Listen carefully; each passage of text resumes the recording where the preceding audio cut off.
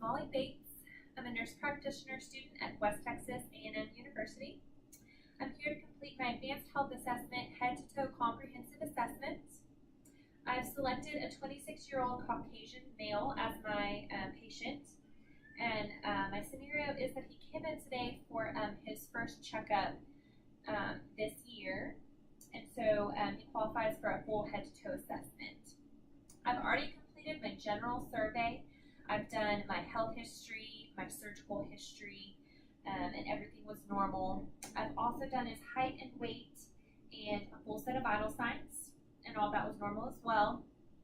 I've also completed the optic nerve, cranial nerve number 2 assessment with the Snellen E-chart, and he was 20/20 bilaterally with no correction.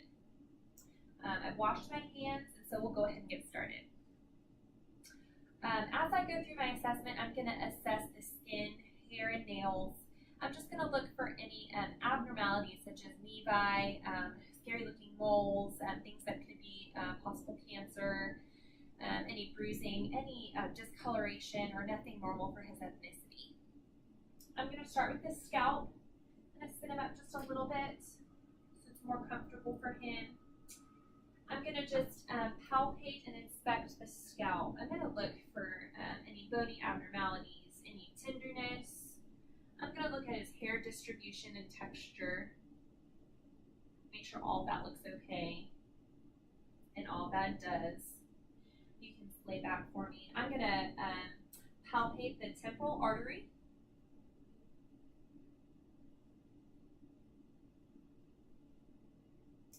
Good, that feels normal, and then I'm going to auscultate for any bruising or wishing noises with the bell of my stethoscope. Good. Wonderful, that all feels normal. Now I'm going to palpate the sinuses, make sure all of that feels okay, noticing any tenderness or grimacing.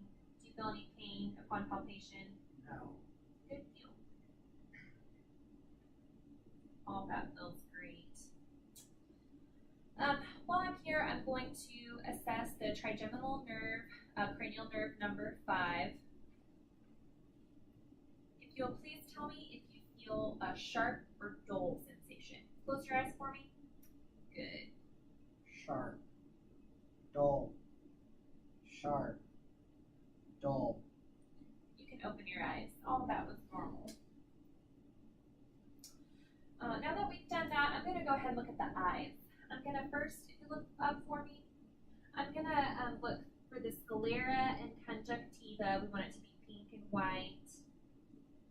We don't want there to be any discoloration. Yellowing could indicate jaundice, possible liver problems. All that looks good. I'm going to assess for direct and consensual in the eyes. Direct, good, and consensual. Direct and consensual. Wonderful.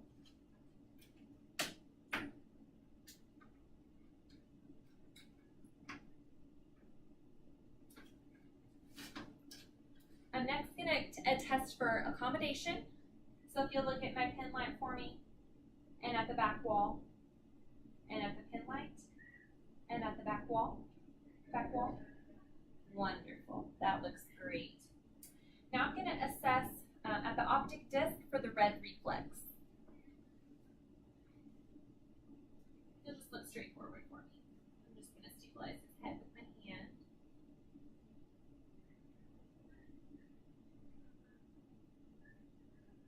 Open up his eye just a little bit so you can get a good look at that optic disc.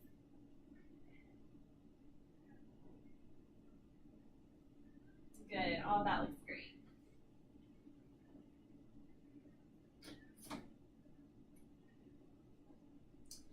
Next, I'm going to assess for this with the 6 fields of gaze. I'm going to assess cranial nerves 3, 4, and 6, which is the ocular, motor, trochlear, and abducens. You'll follow my pen light for me.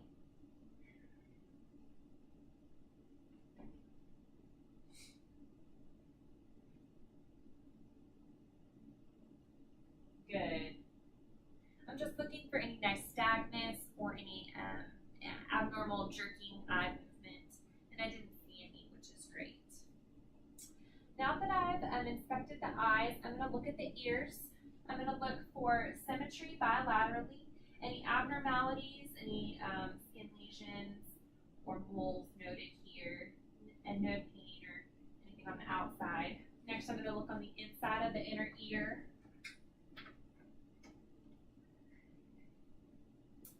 I'm going to pull up and back on the auricle, and I'm going to assess the tympanic membrane.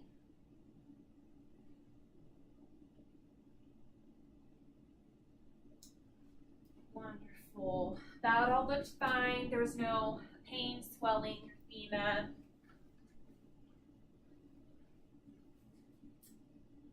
Or abnormalities noted. I'm going to pull back and up on the auricle. And if one of these was hurting, I would do that one last. I don't want to spread any infection that could be there. Tympanic membrane looks gray and shiny. That was good. Next, I'm going to assess the vestibular nerve, cranial nerve number 8, with the whisper test. Please repeat after me. 66. Good deal.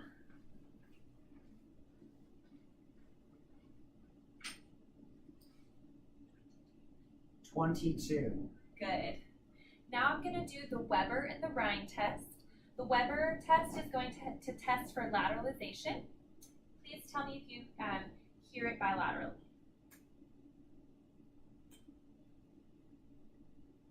I can hear it.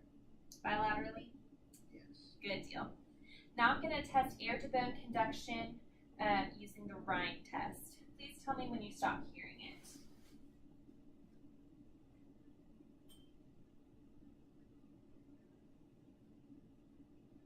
I can't hear it. Good. I can't hear it. Good deal.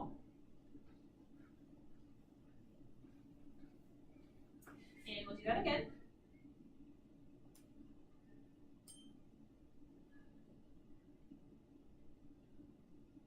I can't hear it. I can't hear it. Good, and that was ear-to-bone conduction, so that's great.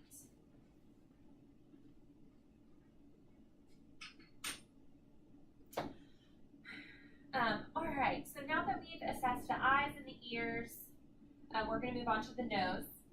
I'm going to look to see, make sure that it's midline, that there's no septal deviation.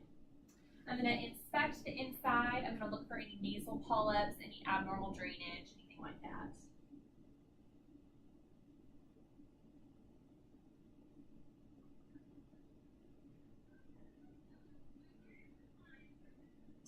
Good, all that looks normal.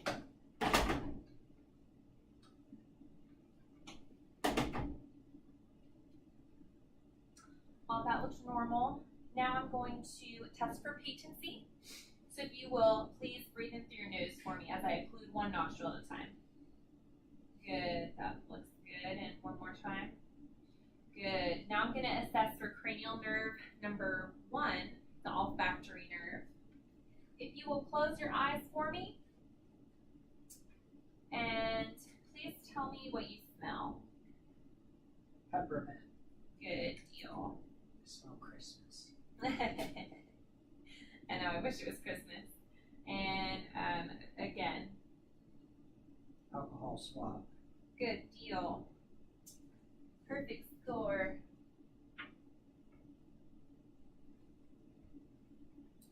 Okay, now that we've done the nose, I'm going to move on to the mouth. First, I'm going to just inspect. I'm going to look in the mouth. I'm going to look for the mucosa, make sure it's nice and moist. I'm going to assess the color. I'm going to look for dehydration. Paleness might indicate some kind of anemia. So I'm just going to take a look in there. Open your mouth for me. Good. I'm going to look for any cancer lesions, the hard and soft palate. I'm assessing cranial nerve number 12, which is the hypoglossal nerve. If you'll stick your tongue out for me and go left to right. Good. And as you do that, I'm looking at the on the sides of the tongue, which is where cancer lesions sometimes like to hide. Okay. Next, I'm going to look in the back of the throat. I'm going to look for the tonsils and the uvula. I'm going to assess cranial nerve number 10, the vagus nerve, by checking when he says ah, that the uvula goes up in his midline. Stick the tongue out and say ah. Good. And the glossopharyngeal cranial nerve number 9, I'm going to assess the grab reflex. Good. And he had an appropriate response.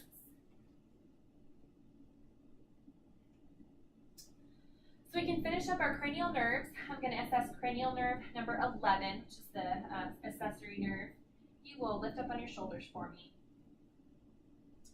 Good. All that was great. And while we're here and assessing the neck, I'm going to test for range of motion. So if you'll sit up for me, put your chin to chest, and look all the way up, and go left to right. Good. And all that felt normal. Yep. Then I'm going to assess for strength. So if you'll push up against my hands.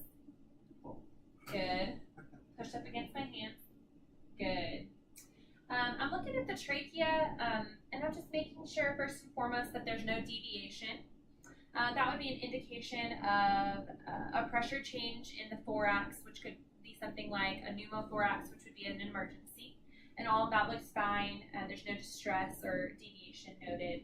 I'm also, while I'm at the neck, I'm going to palpate for the thyroid. So if you will, I'm going to go behind him, and if you will swallow for me. Good. And there's no enlargement noted there, so that's great. Now I'm going to palpate the lymph nodes. I'm going to start at the pre-auricle, the post-auricle, the submandibular, submental, the clavicular, post-clavicular. I'm going to also go on to the accessory and the supraclavicular. I'm just assessing for any tenderness or lymphadenopathy that I might feel there, which would indicate an enlargement. And all of that looked great. Now that we've finished with that, we're going to have you swing around and have your back face the camera. Yes, wonderful.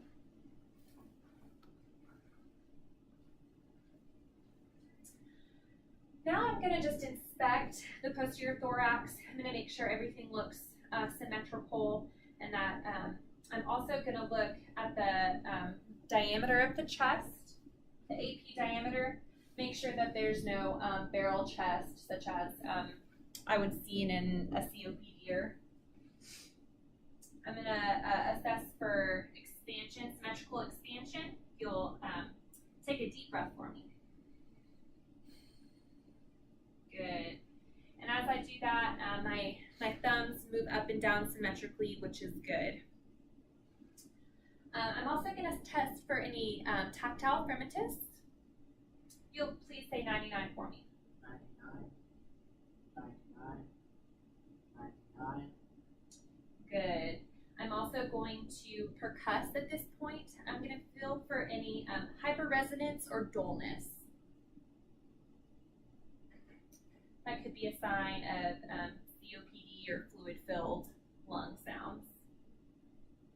Just kind of going down in a ladder-like motion.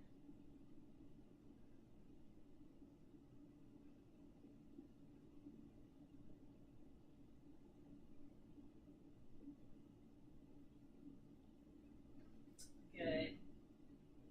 Now I'm going to listen. I'm going to auscultate the lung sounds. I'm listening for any adventitious lung sounds, such as bronchi, wheezing, crackles, anything like that.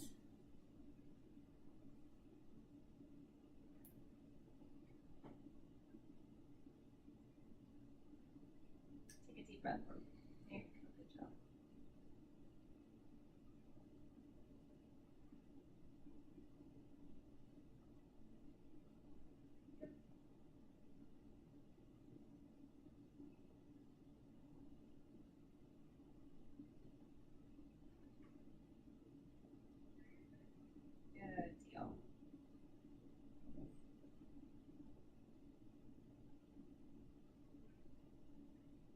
Okay, now I'm going to listen for bronchophony and egophony. You will please say 99 for me. 99, 99, 99, 99, 99, 99. And say E for me. E, E, E, E, E, E. Wonderful. All that sounded great and symmetrical with no adventitious breath sounds, so that's good. Next, I'm just going to assess for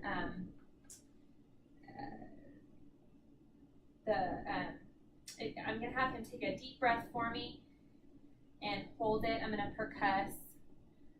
I'm assessing for a diaphragmatic expansion. Take a deep breath and hold it. Good. And then take a deep breath and let it out. And hold it. Good. And I would measure those 2 points. Good. I'll have you swing back to the front. And I'm going to take a look at your chest. Good deal. And I've already assessed the trachea. Now I'm just going to have a look at this anterior thorax. I'm going to make sure that there's no distress noted, no accessory muscle use or anything like that. I'm just going to palpate real quick with the pads of my hands, the pads of my fingers. That all feels good. Then I'm going to percuss these lung sounds. I'm assessing again for any dullness or hyperresonance.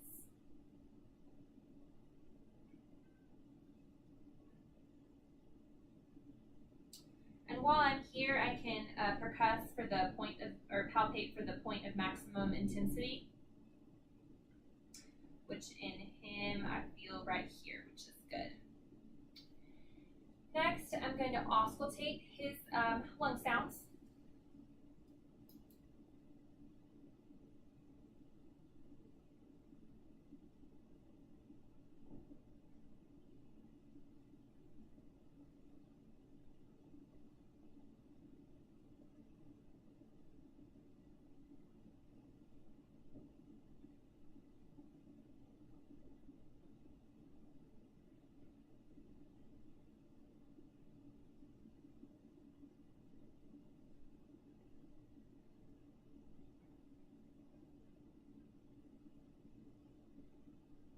All that sounds great, and I'm also going to have you say 99.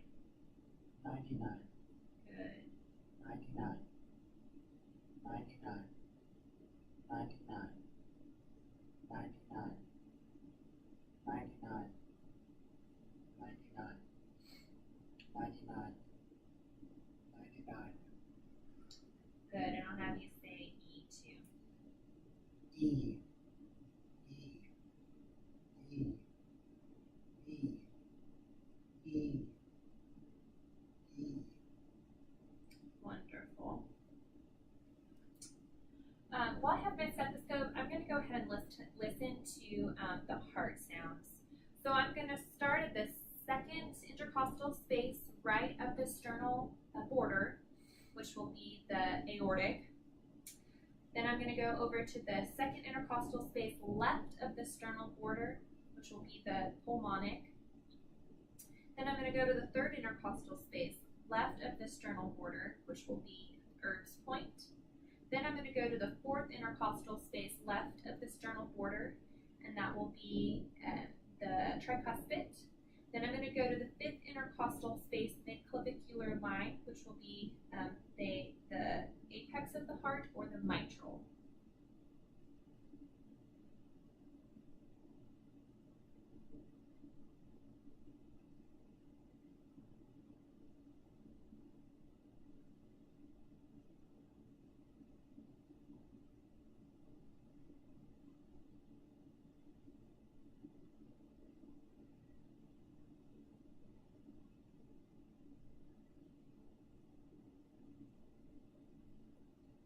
Good. And I heard a strong S1, S2. I'm going to have you sit up for me so that here you can, let's have you swing your legs around actually.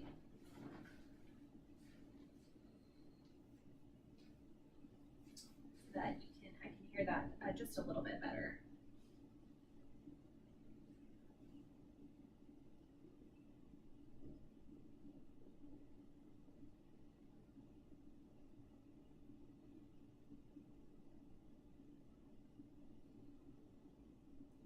Good, and I just pose that hard to the anterior border so I can hear it better. Now I'm going to listen with the bell of my stethoscope. I'm going to listen for any murmurs.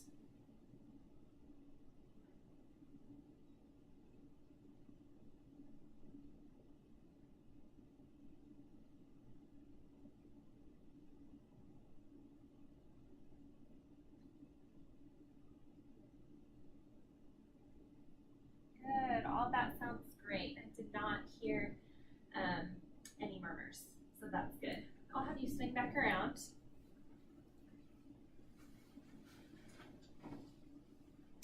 I'm gonna assess your carotid arteries. So I'm just gonna palpate one at a time real quick.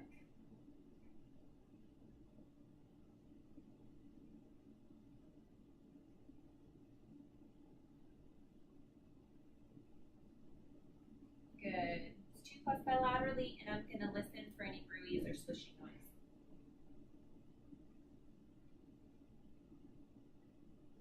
You'll take a deep breath for me and let it out. And hold it out for just a second while I listen. Good, and again on this side.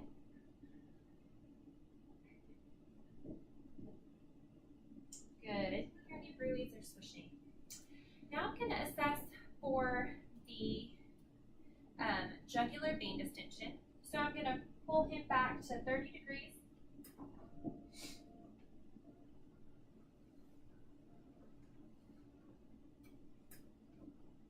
Right there.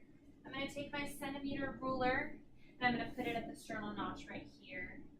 And then with something flat like an index card, I'm going to assess at the meniscus or at the top of this vein right here. And assess for that that line right here, and it should be for him it's about 1.5 or 2. Anything greater than 3 would warrant further investigation. Wonderful. So while we're here, I'm going to lay you all the way down, and we're going to just go ahead and look at your abdomen now. Does that feel okay? Yes. First, I'm going to just, would you move your arms, thank you, to your side. I'm just going to inspect the abdomen first and foremost. I'm going to look for any visible peristalsis, looking for a hernia or a mass, anything abnormal, and everything looks great. It's a normal shape and size. That looks great. Now I'm going to, first I'm going to auscultate, so I don't disturb anything that's going on in there. Listening for any hyper or hypo resonant vowel sounds.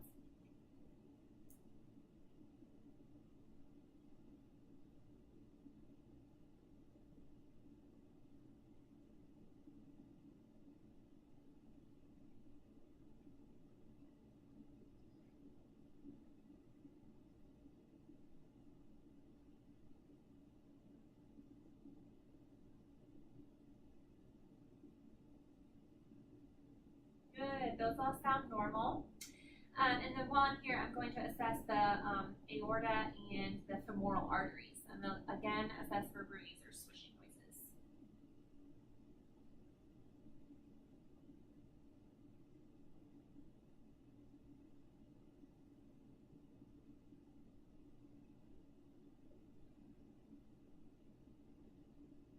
And then I'm going to listen with the bell as well.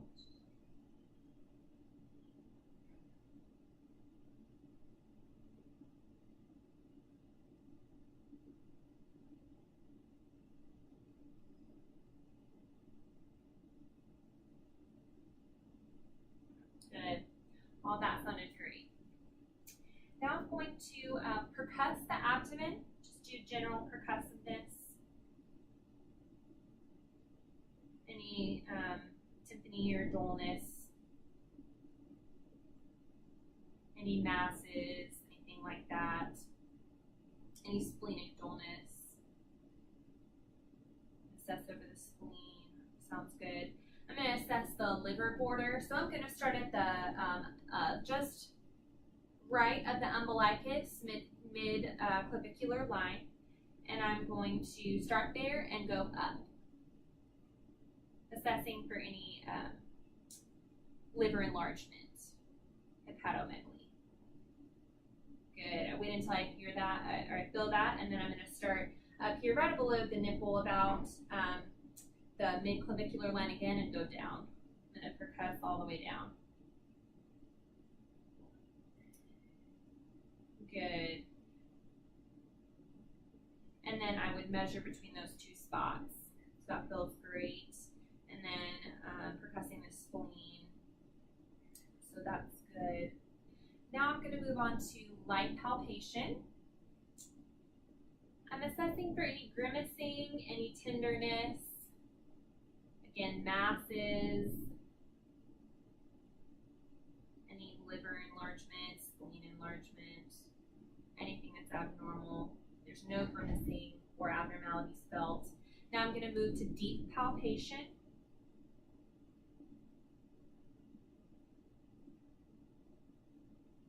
Good. I'm going to place my left hand underneath that right flank there, and I'm going to assess for those kidneys and that liver. Good. I'm going to do the same thing on this side, the left upper quadrant. Left hand underneath the back at that left flank and deep palpate. Good. I don't feel the spleen, which is normal. Okay, you can get comfy again. I'm done with the abdomen and chest. While I have him laying down like this, I'm going to assess for herniated disc. So if you'll straighten these legs out for me, I'm going to lift these legs up, hyperflex them, and assess for any pain. So if you will lift this left leg up for me, I'm going to hyperflex it. Any pain? No? Good. And same on this right leg, and hyperflex. Good. While I'm there, I'm going to assess range of motion of the hips. So we have extension and relaxed flexion. Good. And then I'm going to have you adduct and abduct. Good. Bend this and internally rotate and externally rotate. Good. I'm going to do the same thing on that other side. We got extension and flexion. We're gonna adduct. We're gonna abduct. Good. And we're gonna internally rotate and externally rotate. And that assesses the knees as well. Internal rotation and external rotation. So that's good.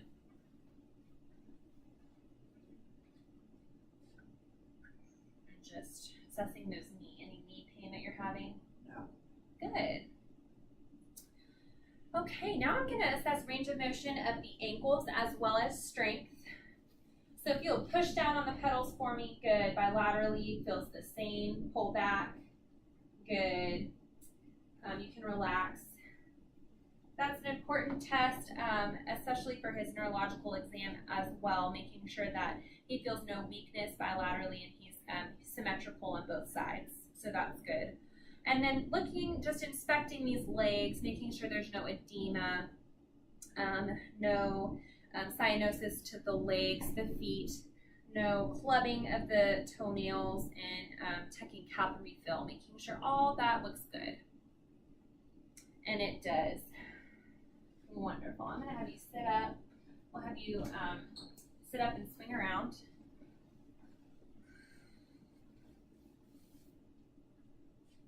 Good. So we've already done range of motion of the neck. I'm going to do and hips and knees. I'm going to do range of motion of your shoulders now. So what we're going to do is we're going to adduct, and then out in front of you, cross, we're going to abduct. Good. And we're going to externally rotate, hands behind your head, and internally rotate, hands behind your back. Good. There's no pain there. Everything was a full range of motion, so that's great. Now we're going to extend and flexion. I'm going to assess your strength bilaterally, so pull me in. Good. And push me back. Good. Again, that's symmetrical, both sides. Just check grip strength, so squeeze my hands. Squeeze, squeeze, squeeze as hard as you can. Good. And that was, again, symmetrical bilateral, which is, again, important for our neurological assessment as well. So we're going to pronative supinate. We're going to go back and forth, and then testing the cerebellar function, we're going to go quickly. Good. And testing sternation and grumpization. I'm going to grab some supplies here. I'm going to have you close your eyes and then give me your hand and tell me what you feel me right. 3. Good. This one? 0. Wonderful. And tell me what you feel. Coin. Yes. And then this hand as well. Just hold in your palm. In your palm. A key. Good. All that was normal. That's good. Now I'm going, you can open your eyes. I'm going to test point to point. So if whichever finger I choose, you'll close your eyes and then touch your nose with that finger. Okay, close your eyes. Touch your nose with that finger. Good. Wonderful. And while we're here, I'm also going to test coordination of the lower extremities. So if you'll uncross your legs for me and bring your heel from your shin, top of your shin to the bottom. There you go. And we're looking for symmetry here, making sure there's no, you can start at the bottom and then go back up. And lower. Good. And that's also testing cerebellar function as well. So all of that looked great. Now I'm going to test the reflexes.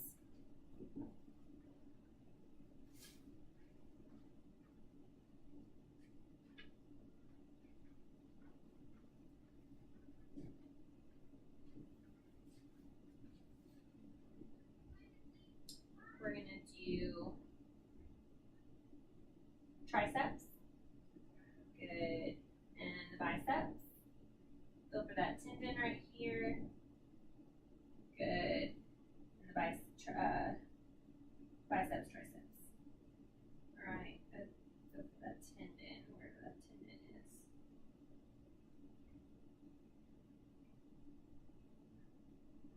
Good. And we're going to do the triceps.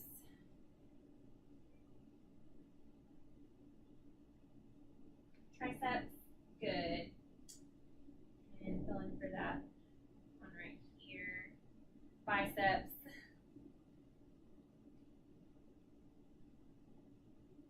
And the combo of the two. Good. I'm going to look at your patellar tendon now. Good. Feel. Right here. Good. And then the Achilles. Good. Wonderful. While I'm down here at the toes, I'm going to test his senses at the toes. So tell me, appropriation, tell me with your eyes looking forward or closed, whichever you prefer, tell me which direction you feel me pulling your toes. Down. Okay. Up. Good. Good deal. I'm also going to assess, I've already done your carotids. I'm going to test your brachial pulses, brachial arteries bilaterally, and the radials, the popliteals, with both hands on both sides. If indicated, I would also palpate the femoral arteries. And then we'll do the dorsalis pedis. So so that they can see. We're going to do the dorsalis pedis right here. I'm sorry, posterior tibial, and then the dorsalis pedis. Just feeling for 2 cuts bilaterally, and everything feels great there. Wonderful. Now we're going to do the Romberg test. So if you'll stand up for me, get your balance, feel lightheaded or anything? No. All good? Okay. We're going to close our eyes. I'm testing your balance, cerebellar function here. Okay, that looks great. Now I'm going to assess your gait and your motor function. So if you will walk right there. Yes, good. And follow that line, go heel to toe. Again, testing your motor and gait, good. Now walk back on your heels. Good, and walk back on your toes. Wonderful. Sorry. Now I'm going to finish up our assessment. I'm going to assess your spine. So if you will stand right there for me and lean over. You can go right here and lean over. All the way, touch your toes. Good. And I'm going to assess your spine. I'm looking for any scoliosis.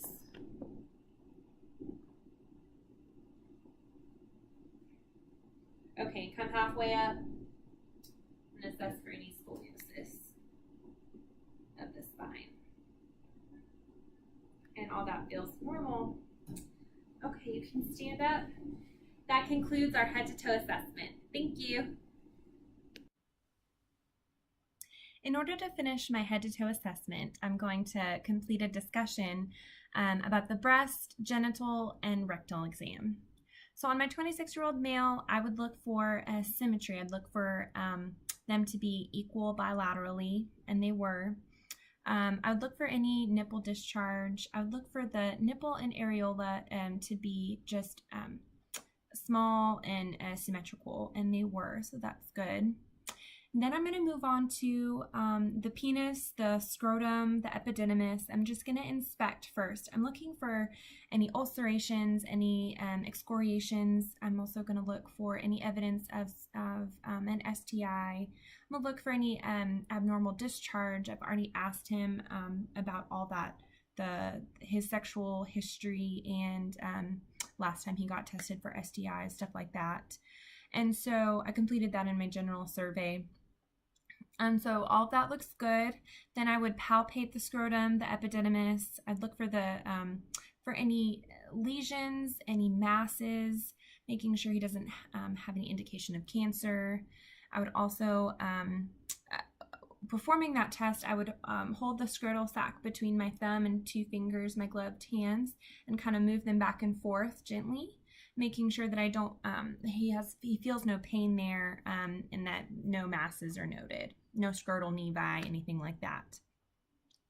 Then I would position the patient on their side and take a look at the anus, took a look at the rectum, make sure that there's no hemorrhoids, any abnormal discharge. I've already asked him if he's had any constipation, any bleeding, and none of that. Everything looks normal.